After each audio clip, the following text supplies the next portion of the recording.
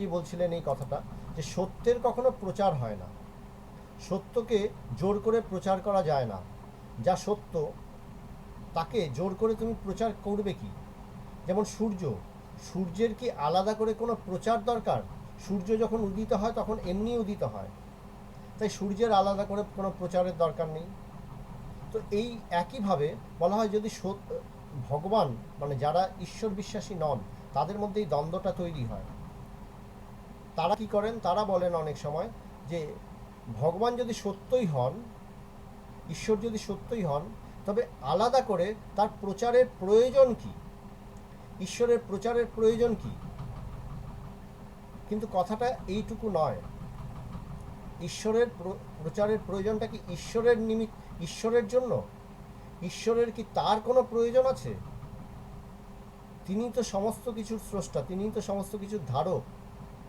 তার কি আলাদা করে কোনো কিছু প্রাপ্তির আছে, পাওয়ার আছে?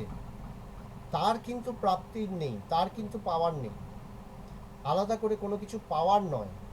তবে ঈশ্বরের প্রচার করব কেন? বলেন নিজের জন্য। নিজের জন্যই আমাকে ঈশ্বরের প্রচারটা করতে হবে। বলে ঈশ্বরের প্রচার দ্বারা কি হয়? বলে ঈশ্বরের প্রচার করতে গিয়ে আমি নিজে বলিষ্ঠ হই। তাই প্রচার করাটা সাধনারই একটা অঙ্গ। প্রচার করতে গেলে কি হয়? সাধারণভাবে কতগুলো জিনিস, যখনই প্রচারের কথা আসে তখনই একটা সংগঠনের কথা আসে। ঈশ্বরকে নিয়ে বাস্তবিক কি কোনো সংগঠন হয়? এগুলো কতগুলো প্রশ্ন। যে সংগঠনের কিছু চাওয়া পাওয়া থাকে, যে আমরা এই চাই, এটা চাই। যখন আমরা কোনো একটা দাবি বা চাওয়ার জন্য একত্রিত হই, তখনই সেখানে একটা সংগঠন গড়ে ওঠে। আধ্যাত্মিকতা কি শেখায় আমাদেরকে? মূলত ত্যাগ শেখায়। কিছু চাইবে না, চাওয়ার কিছু নেই। তো এখানে ত্যাগ শেখানো হচ্ছে, সেখানে ত্যাগের নামে সংগঠন কি করে হয়? তাই আধ্যাত্মিক সংগঠন দুটো কিন্তু পরস্পর বিরোধী কথা। আধ্যাত্মিক সংগঠন কি করে হবে? কেন সমাজের নিয়মে সংগঠন মানেই হচ্ছে যেখানে আমরা কোনো দাবি বা কোনো কিছু চাহিদার সাথে একত্রিত হয়েছি, যে এটা আমরা সবাই মিলে চাই। সেই সেটাকে দাবি করে বা সেটার চাহিদার প্রতি লক্ষ্য রেখে আমরা সবাই একদিকে চলেছি। সাংস্কৃতিকভাবেও হয় যে আমরা সাংস্কৃতিকভাবে একই রকম গান গাইছি বা একইভাবে করছি। এখানে একটা সাংস্কৃতিক মঞ্চ তৈরি করলাম, সেখানে সংস্কৃতির চাহিদা, নাটকের চাহিদা, সংস্কৃতির আমাদের ভাবভঙ্গি প্রকাশের চাহিদা। আমরা সাহিত্য নিয়ে একটা সংগঠন করলাম, যে লেখক সমাজের একটা সংগঠন বা কবি সমাজের সংগঠন। বলে হ্যাঁ, তা হতে পারে। কেন? আমার প্রকাশভঙ্গি, আমি তার ভিতরে কিছু একটা প্রকাশ করছি। আধ্যাত্মিক জগতে আমি কি প্রকাশ করব? আধ্যাত্মিক জগতে তো প্রকাশ করার কিছু নেই। এখানে ঈশ্বর তো বোঝে প্রাণ বোঝে যার। আমি আমার ঈশ্বরকে আমার হৃদয়ে প্রতিষ্ঠা করছি। আমি আমার হৃদয় দিয়ে আমি আমার ঈশ্বরকে উপলব্ধি করছি। সেই পরম সত্যকে, ব্রহ্মকে বা আত্মাকে কোথায় উপলব্ধি করব? বাইরে না, আমার হৃদয়। তাহলে ঈশ্বরের প্রতিষ্ঠাটা কোথায় হয়? বাইরে মন্দির তৈরি করে আমি ঈশ্বরের প্রতিষ্ঠা করব, না আমার ভেতরে প্রতিষ্ঠা করব? বাস্তবিক কিন্তু বাইরের প্রতিষ্ঠাটা দরকার। বাইরের প্রতিষ্ঠাটা কখন হয়? যখন আমার অন্তরে যখন ঈশ্বরের পূর্ণ প্রকাশ হয়, তার যখন ঈশ্বরের পূর্ণ প্রতিষ্ঠা হয়, তখন অটোমেটিক সেটা আমার চরিত্র হয়ে যায়। সেই চরিত্রের দরুন আমি বাইরেও কিন্তু ঈশ্বরের জন্য মন্দির গড়ে তুলি, ঈশ্বরকে প্রতিষ্ঠার জন্য আমি প্রয়াস শুরু করি। সেই প্রয়াসটা কোথায় হচ্ছে? বাস্তবিক আমার অন্তরে যে ঈশ্বরকে আমি দৃঢ়ভাবে প্রতিষ্ঠা করছি, সেই প্রতিষ্ঠারই প্রতিফলন রূপে বাইরে আমি ঈশ্বরের প্রচার করছি, ভগবানের প্রচার করছি। ভগবানকে কি প্রচার দ্বারা আমি তাকে বিরাটভাবে প্রকাশিত করব জগৎ মাঝে? তা কিন্তু না। আসলে কি হচ্ছে? আসলে একটা সিঙ্ক্রোনাইজেশন। আমার হৃদয়ে যা ঘটছে সেটা যখন যত বেশি সত্য হবে, সেটা যত বেশি গভীর হবে, তখন অটোমেটিক ওটাই বেরোবে। ঠাকুরের রামকৃষ্ণদেবের ছোট্ট সাধারণ কথা, তুমি যা খাবে তুমি তারই ঢেকুর তুলবে। তো এই যে আমি যা ভক্ষণ করছি, মানে আমার তন মন চিত্ত এক ঈশ্বর চিন্তায় মগ্ন।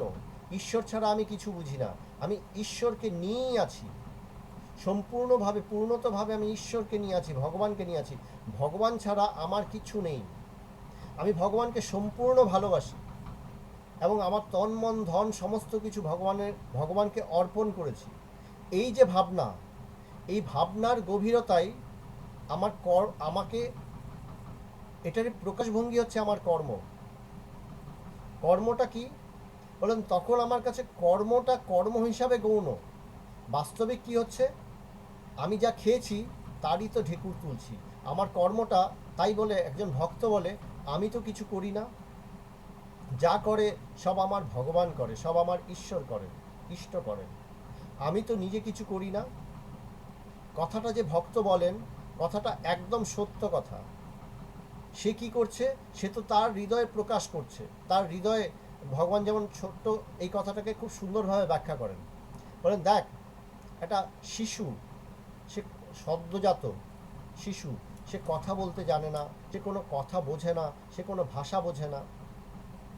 তার খিদে লাগলেও সে কাঁদে, তার পেটে ব্যথা করলেও সে কাঁদে, তাকে মশায় কামড়ালেও সে কাঁদে। তার একটাই প্রকাশভঙ্গি কি? সে কেঁদে ওঠে, সে কাঁদে। তার কান্না শুনে মা বোঝে যে তার কি প্রয়োজন, তার খিদে পেয়েছে কি তার পেট ব্যথা করছে, মা সাধারণত বোঝে। বলে এখানেও একই জিনিস, এক ভক্ত সে ঈশ্বরকে ভালোবাসে, ঈশ্বরকে ভালোবাসে, তার হৃদয় প্রাণ দিয়ে, তার হৃদয়, সমস্ত হৃদয় দিয়ে সে ঈশ্বরকে ভালোবাসছে, তার হৃদয়ে ঈশ্বরকে প্রতিষ্ঠা করেছে, তন মন ধন সমস্ত কিছু সে ঈশ্বরকেই সমর্পিত করেছে। ঈশ্বর ছাড়া তার দ্বিতীয় আর কোনো বিষয় নেই। এই যে অবস্থাটা যখন হয়, এই অবস্থাটার ফলে কি হয়? এবার সে বাইরেও যা কাজ করে সেই কাজে কিন্তু ঈশ্বরেরই প্রচার করে।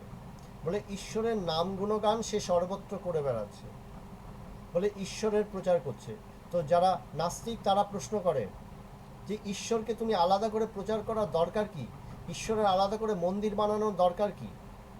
বলে ঈশ্বরের আলাদা করে মন্দির বানানোর অন্য দরকার নেই, এটা সহজাত, সহজ। আমি ঈশ্বরের প্রতিষ্ঠার জন্য মন্দির বানাচ্ছি না, আমার হৃদয়ে দৃঢ় প্রতিষ্ঠায় ঈশ্বরের এই দৃঢ় প্রতিষ্ঠার একটা প্রকাশ হচ্ছে, বাইরে আমি ভগবানের মন্দির বানালাম। তো এটা তখন আমার চরিত্র হয়ে দাঁড়ায়। এই চরিত্রটা ভীষণ ইম্পর্ট্যান্ট। এই চরিত্রটা কিসের উপরে দাঁড়িয়ে আছে? আধ্যাত্মিক জগতের সমস্ত চরিত্রটা কিসের উপরে দাঁড়িয়ে আছে? ত্যাগের উপরে। আধ্যাত্মিকতা কিসের উপরে দাঁড়িয়ে আছে? ঈশ্বর ঈশ্বর ঈশ্বর চাহিদা কোনো চাহিদার মধ্যে নয়। আমি ঈশ্বরকে চাই, ভগবানকে চাই, এটা কোনো চাহিদার মধ্যে পড়ে না। জাগতিক আর সমস্ত চাহিদার থেকে এই চাহিদাটা একদমই ভিন্ন। বলে কেন? বলে এখানে সব ছেড়ে আমি এটা চাইছি। বলে জগতেও তো যদি আমি কোনো কিছু চাই, আমাকে তো অন্য অনেক জিনিস ত্যাগ করেই চাইতে হয়। একজন বিজ্ঞানী, সে মহাকাশ নিয়ে সে গবেষণা করছে, সে দীর্ঘদিন ধরে ধরো টেলিস্কোপ লাগিয়ে, সে দূরবীন লাগিয়ে বসে আছে, মহাকাশ দেখছে, পরীক্ষা নিরীক্ষা করছে, সে দেখার চেষ্টা করছে, বোঝার চেষ্টা করছে মহাকাশের কিছু রহস্যকে।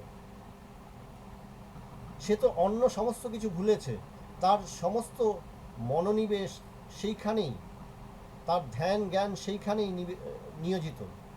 সে তো অন্য সব ত্যাগ করেছে। এই দ্বারা, সে গবেষণার দ্বারা সে হয়তো কিছুটা রহস্য উদ্ধার করতে পারল। বলে আধ্যাত্ম গবেষণা, বলে সেই বিজ্ঞানীর গবেষণা থেকেও আরও নিবিড়, আধ্যাত্ম সাধনা আরও নিবিড়। বলে এখানে আধ্যাত্ম যে সাধক, বলে সে আরও নিবিড়ভাবে সাধনা করে, তার কোনো প্রকাশভঙ্গি নেই, বাইরের কোনো প্রকাশভঙ্গি নেই। সে কি করছে? সে আরও বেশি নিবিড় হচ্ছে, এই গভীর হচ্ছে। যত বেশি গভীর হতে থাকে, যত বেশি তার ভালোবাসা, ঈশ্বরের প্রতি ভালোবাসা, ভগবানের প্রতি ভালোবাসা আরও গভীর হতে থাকে, ওটা তার চরিত্রে পরিণত হয়। তার তখন ভাষা পাল্টায়, কথাবার্তা পাল্টায়, তার আচার আচরণ পাল্টায়। ঠাকুর রামকৃষ্ণদেব যেমন বলতেন, যেমন একটা মেয়ে, যুবতী মেয়ে, সে বিয়ে হলো, কুমারী মেয়ে, তার বিয়ে হলো, সে কুমারী ছিল, যেই বিয়ে করলো সে এবার বধূ, গৃহবধূ, তার চরিত্র কিন্তু আলাদা, তার চালচলন আলাদা। সে কিছুদিন পরে মা হচ্ছে, গর্ভবতী হলো। যেমন যেমন সে গর্ভবতী হলো, দিন গড়াতে লাগলো, মাস গড়াতে লাগলো, তার সমস্ত কিছুই কিন্তু পাল্টে পাল্টে যেতে লাগলো। তার তার অবস্থা, চরিত্র, আচার আচরণ সব পাল্টে যেতে লাগলো। একজন কুমারী মেয়ের যেমন মানে লজ্জা থাকে, প্রচণ্ড বেশি লজ্জা থাকে, সে সমস্ত কিছু নিয়ে সে সন্তর্পণে চলে। একজন মা, সে কিন্তু তার সন্তানের জন্য সে অনেক অন্যরকম হয়ে যায়, তার চরিত্রটা অন্যরকম হয়ে যায়, সে তার সন্তানের জন্য সব কিছু করে। তখন তার লজ্জা, ভয়, অন্য কোনো কিছু থাকে না, ঘেন্না থাকে না, তার সন্তানের জন্য তার ঘেন্নাও থাকে না, সে সন্তানের জন্য সে সব করে। বললেন কি করে হচ্ছে? বলে এই চরিত্রের পরিবর্তন। তো ঠাকুর কি বোঝাতে চাইছিলেন এই কথা দিয়ে? বোঝাতে চাইছিলেন এটা, যে একজন ভক্ত ভগবানকে ভালোবাসছে, সে তার হৃদয়ে ভগবানকে ধারণ করেছে, সে হৃদয়ে যত গভীরভাবে ভগবানকে ধারণ করতে থাকে, ঈশ্বরকে ধারণ করতে থাকে, এই সত্যকে লালন পালন করতে থাকে, এই অনুভূতিটা নিয়ে সে বাস করতে থাকে, তার জীবন চলতে থাকে, ততই কি হয়, তার চরিত্রটা পাল্টায়। তার কাছ থেকে এই জগৎ আস্তে আস্তে অপসারিত হয়, জগৎ সরে যেতে থাকে। এই জগৎ বলে তার কাছে কিছু থাকে না, এই সংসার বলে তার কাছে আলাদা করে কিছু থাকে না। কি হয় তখন? তার সংসার হয় ঈশ্বরকে নিয়ে, ভগবানকে নিয়ে, ভগবানকে নিয়ে তার পূর্ণ সংসার। সে ভগবানকে নিয়েই আছে, ভগবান ছাড়া তার আর কিছু নেই, দ্বিতীয় আর কিছু নেই, সে শুধু ভগবান, তার শুধু ভগবান। তখন সে তখন সম্পূর্ণভাবে ওখানেই আছে। আর তার এই ভগবানকে নিয়ে যখন আছে, তার অন্তরে যে ঈশ্বরের নাম গুণগান চলছে সব সময়, এই একই নাম গুণগান সে তার মনের ভেতরে চলছে। সেই জাগ্রত অবস্থাতে সে যে যে যে আমরা যেমন একটা এইভাবে বলি কথাটা, যেমন অনেকে জপের অভ্যাস করে। সারদা মা বলতেন জপাত সিদ্ধি, জপ করে করে অনেকের ঈশ্বর লাভ হয়, সিদ্ধি লাভ হয়। যেই জপ করে, যখন কেউ জপ করে, প্রথম কি করে, বলে জপ করছে, সে করগুণেই হোক বা মালা জপেই হোক, সে জপ করছে। জপটা হয়তো প্রথম 108 বার দিয়ে শুরু হয়েছিল, দীক্ষা নেওয়ার পরে 108 বার জপ করা দিয়ে শুরু হয়েছিল। আস্তে আস্তে তার জপের সংখ্যা বাড়ছে, সে জপটাকে অভ্যাস করে যাচ্ছে, যখনই একটু ফাঁকা সময় পায় সে জপ করে। এই অভ্যাসটা গভীর থেকে গভীরতর হতে হতে কি হলো, তার কাছে মালাটা অবান্তর হয়ে গেল, বা করগোনাটা তার কাছে অবান্তর হয়ে গেল। সে ক্রমাগত জপ করে যাচ্ছে, সে খেতে বসতে উঠতে শুতে সবসময় সে জপ করে যাচ্ছে, তার ভেতরে জপ সবসময় চলছে। কারোর সাথে কথা বলছে, তখনও সে কিন্তু ওই ফাঁকে ফাঁকে জপ করে যাচ্ছে। বলে এই করতে করতে কি হয়, এই জপটা অজপায় পরিণত হয়, মানে জপটা তার অভ্যাসে পরিণত হয়ে যায়। প্রত্যেকটা শ্বাসে প্রশ্বাসে তার জপ চলতে থাকে, ক্রমাগত জপ চলতে থাকে। এমনকি বলছেন সে যখন ঘুমিয়ে থাকে, ঘুমের মধ্যেও তার তখন সেই জপ চলছে। বলে এটাকে অজপা বলে। বলে এই অজপার ফলে তার জপাত সিদ্ধি লাভ হয়, সিদ্ধি লাভ হয়, ঈশ্বর অনুভূতি হয়। বলে কি করে হলো? অভ্যাস। বলেন আমি ভগবানকে ভালোবাসি, আমি ভগবানকে ভালোবাসি, এটা কিন্তু একটা একটা কথার কথা। আমি ভগবানকে ভালোবাসি, প্রচণ্ড ভালোবাসি, তখন কি হয়, আমার ভালোবাসার গভীরতা অনুসারে আমার মধ্যে কিছু কর্ম উদ্যম তৈরি হবে, কিছু কর্ম দেখা দেবে। কর্মটা কিভাবে দেখা দেবে? যে আমি ভগবানের নামে প্রচার করছি, যেমন বললাম যে সংবাদ মাধ্যমে আমি প্রচার করতে বেরিয়ে গেলাম। বললেন কেন? বললেন সংবাদ মাধ্যমে শুধু যাচ্ছি তা নয়, আমি সর্বত্র যাচ্ছি, সবার কাছে যাচ্ছি, ভগবানের কথা বলছি। বললেন আমি যেন পাগল হয়ে উঠেছি, সবারকে আমি ভগবানের কথা শোনাচ্ছি, ঈশ্বরের কথা শোনাচ্ছি। বললেন আরে কি করে পাগল হলাম? বললেন আসলে আমার ভেতরে অন্য আর কিছু নেই ভগবান ছাড়া। এটা হচ্ছে ভালোবাসার গভীরতা। তো আমি যখন আধ্যাত্ম সাধনা করব, এই পথটা কিন্তু যার যার তার তার। আমি কিন্তু প্রত্যেকটা ধাপ, এগুলো প্রত্যেকটাই ধাপ। আমরা যদি শাস্ত্র ঘাঁটি দেখব এগুলো প্রত্যেকটাই ধাপ। এই সোপানগুলোর কথা বিশদে বর্ণনা করা আছে। তাই একটু শাস্ত্র ঘাঁটতে হয়, একটু পড়তে হয়। পড়াশোনা করলে আমার ধারণা স্পষ্ট হয় যে আমি কোথায় দাঁড়িয়ে আছি, আমার ভক্তির গভীরতা কতটা, আমি যে ভগবানকে ভালোবাসি আমার ভালোবাসার গভীরতা কতটা, আমার চরিত্র কেমন হয়েছে। বলেন আমি বললেই হবে না যে ভগবান আমি তোমাকে খুব ভালোবাসি, বললেই হবে না। বলেন আমার মধ্যে ভালোবাসার গভীরতা যতটা সেই অনুসারে তো আমার চরিত্র তাই হবে। বলে যেমন আমার চরিত্র হবে তেমনি আমার কর্ম হবে। লোকে বলবে তুমি প্রচার করছো, আমি বলবো আমি তো ভগবানকেই জানি, আমি তো আলাদা করে অন্য কিছু জানি না।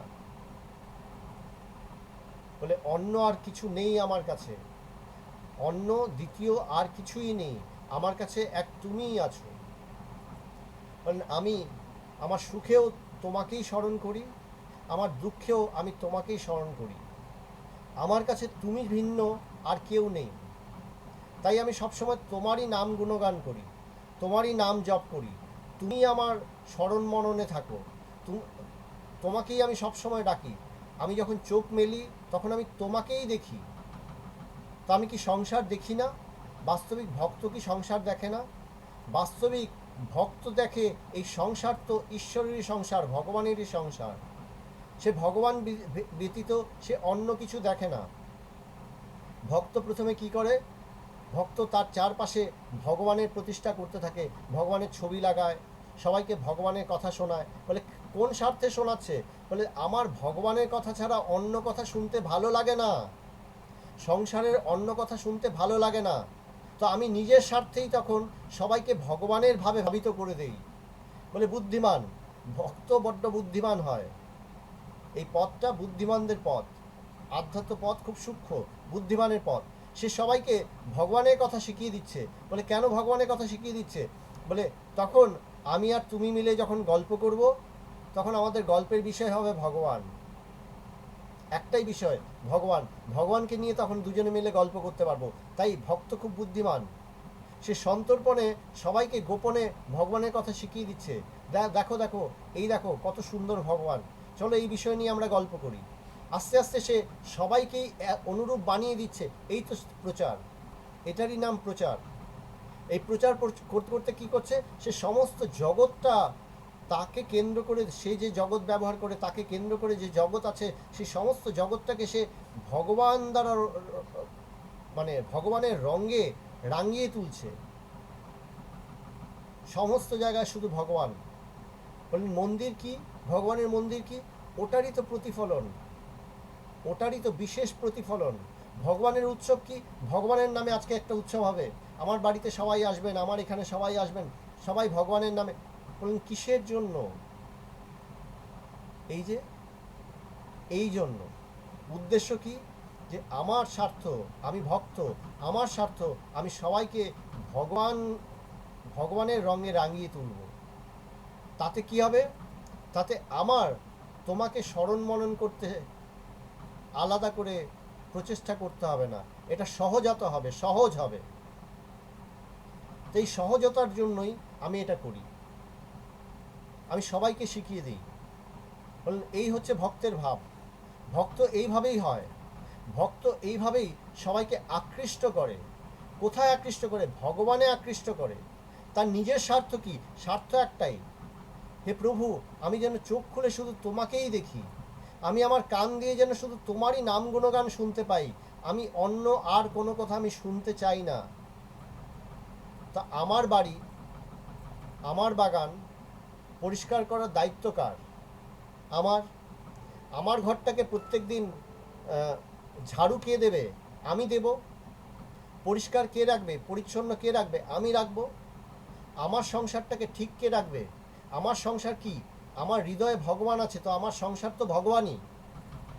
তো আমার হৃদয়ে যদি ভগবান থাকে, আমার সংসার ভগবান, তো আমার সংসার বলতে অন্য সমস্ত কিছুকে তো, ভগবান ভিন্ন অন্য সমস্ত কিছুকে তো আমি সরিয়ে দেব,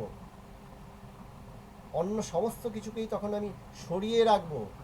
সংসারের অন্য সমস্ত চিন্তা, কথাবার্তা, সমস্ত কিছু সরিয়ে দেবো। বলে কিভাবে সরাবো?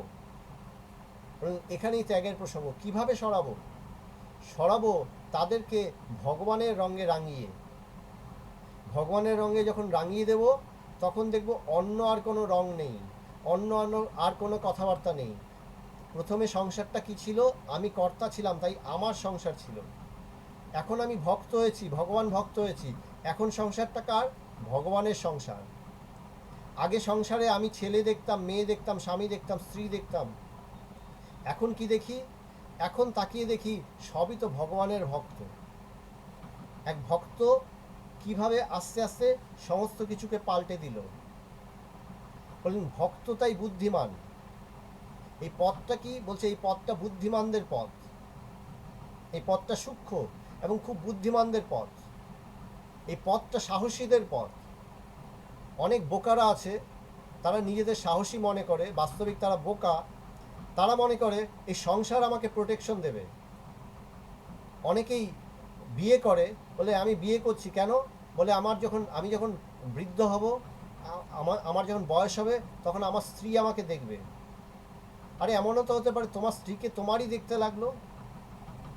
কে কাকে দেখে কে জানে? কেউ জানে না, কেউ জানে না সংসার আদপেই টিকবে কি টিকবে না।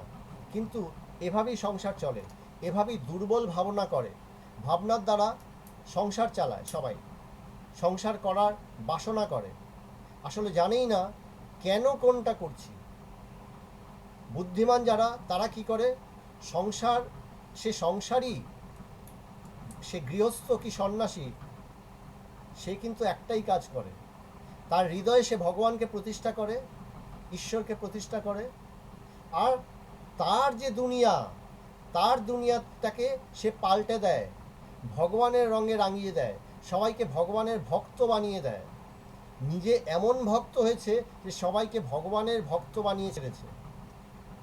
বলে আমি এমন গন্ধ উৎপাদন করেছি যে আমার ভগবানের গন্ধ ছাড়া, গায়ের গন্ধ ছাড়া আর ভালো লাগে না। তাই ভগবান মাঝে মধ্যে বলতেন আমাদেরকে এই কথা, কোথাও যখন যাবি দেখবি যে তোর ভালো লাগবে সেই জায়গাটাই যেখানে গিয়ে দেখবি আমার গায়ের গন্ধ আছে। যখন তুই বারবার আমার গায়ের গন্ধ খুঁজবি সর্বত্র সর্ব জায়গায়, তখনই জানবি তুই ভক্ত হয়ে উঠতে শুরু করেছিস সবে। যখন সত্যিকারের সবাইকে মানে তুই সর্বত্রই সবসময় আমার গায়ের গন্ধই খুঁজে পাবি, আমার গায়ের গন্ধ ভিন্ন অন্য কিচ্ছু পাবি না। তুই দারুণ কথা, আমার গায়ের গন্ধ ভিন্ন অন্য আর কিছুই পাবি না। তখনই জানবি তুই ভক্ত হয়ে উঠেছিস, তখনই জানবি তোর যথার্থ সমর্পণ হয়েছে। এটাই হচ্ছে আধ্যাত্ম জগতের সমর্পণ। আমি যথার্থভাবে কি সমর্পিত হয়েছি, ঈশ্বর নিবেদিত প্রাণ হয়েছি, আমি আমার সমস্ত কিছু কি সমর্পণ করতে পেরেছি। যদি সমস্ত কিছু সমর্পণ করে থাকি, তখন আমার কাছে আমার কর্ম, আমি যখন জাগ্রত অবস্থায় থাকি, আমি কর্মজগৎ নিয়ে থাকি, তখন আমার কর্মজগতে একটাই লক্ষ্য থাকে, আমার ইষ্টের প্রতিষ্ঠা। আমার একটাই স্বার্থ থাকে যে আমি দেখব তো তোমাকেই দেখব হে প্রভু, শুনবো তো তোমারই নাম গুণগান শুনবো হে প্রভু। এছাড়া আমার অন্য কোনো স্বার্থ নেই, আমার একটাই স্বার্থ, ভগবানই আমার স্বার্থ। বললেন এই কথাটাকে আমাদের বুঝতে হবে, এই কথাটাকে আমাদেরকে ভাবতে হবে, এভাবে আমাদের চলতে হবে।